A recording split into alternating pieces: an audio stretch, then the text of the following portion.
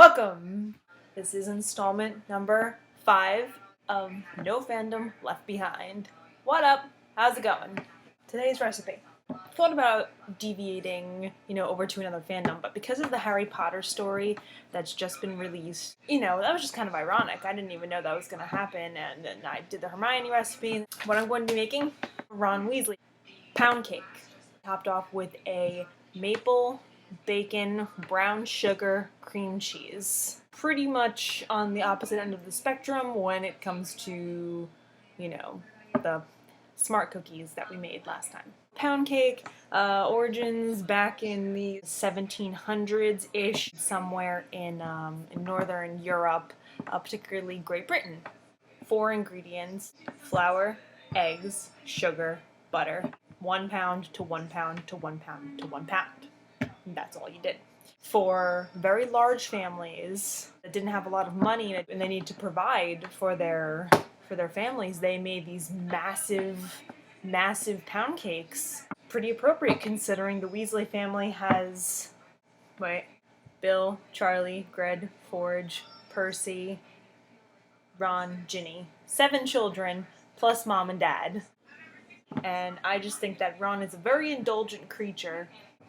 Kind of eats like an animal. So we're going to start off making the pound cake, and then while that's baking, we'll work on the spread. We'll call it a spread. Cream cheese spread.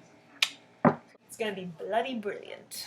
Very straightforward. Butter, 1 stick.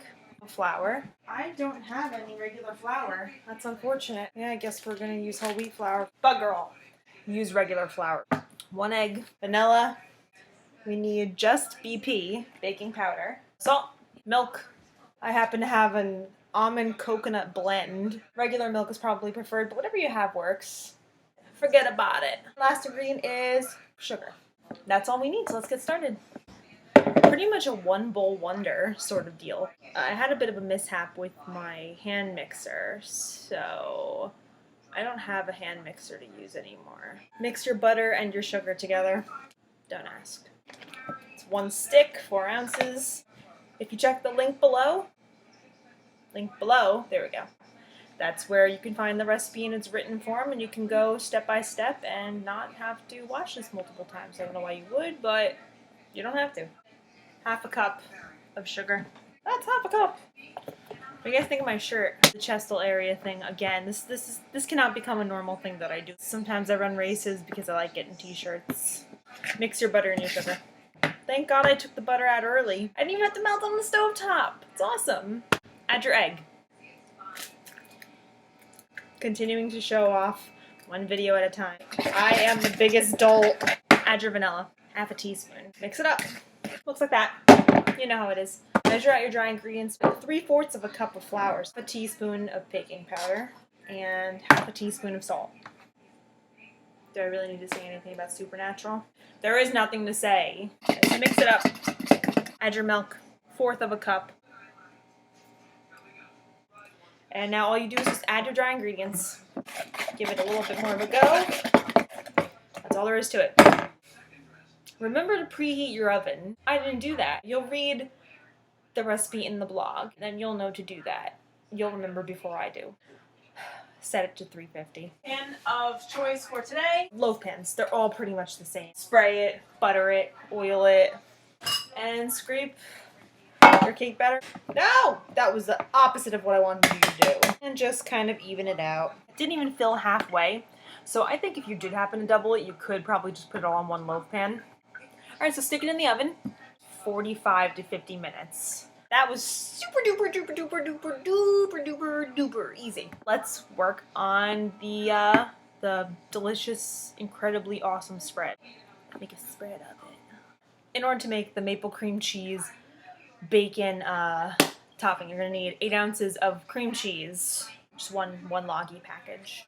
Brown sugar, more vanilla.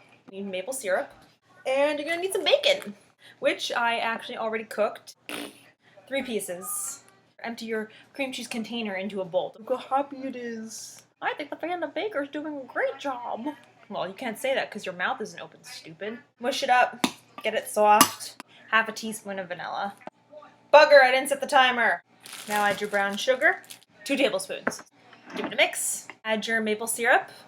Do you really want to be in the shot that badly? 1 tablespoon. Fun fact, this is the first time I've ever made this. Now, you have to add the bacon bits. Just cut it into strips, like tiny strips. And then just teeny, tiny little bacon bits. And then just plop it right in. I am a headless horseman right now. Ron Weasley. The most epic moments, I think, in the Sorcerer's Stone, you know, right off the bat. With the chess match at the end. He was like an 11-year-old boy. He is a pretty great character. Mix your bacon into your cream cheese. It smells bitchin'. Keep it cold. Really, all we're gonna do now is wait for the cake to finish baking. Vivette. Because I know how desperately you all want to hang out with me. Finally done baking. Once your pound cake starts to brown, that's how you know it's done. Cut it into slices. So now just go and grab your cream cheese bacon spread from the fridge. I'll take the end piece. Smear it on top. Check out that bacon. Or make yourself a damn sandwich. I never said it would look pretty. I've never said things look pretty. Ron Weasley pound cake with a cream cheese, maple syrup, brown sugar, bacon spread for the top. I hope everyone enjoyed. There is a link to the blog in the Buonana. Subscribe, and I hope to see you all again next time. The Fandom Baker out! I think this is the best YouTube channel ever. Well, I think you're getting a little ahead of yourself, bro.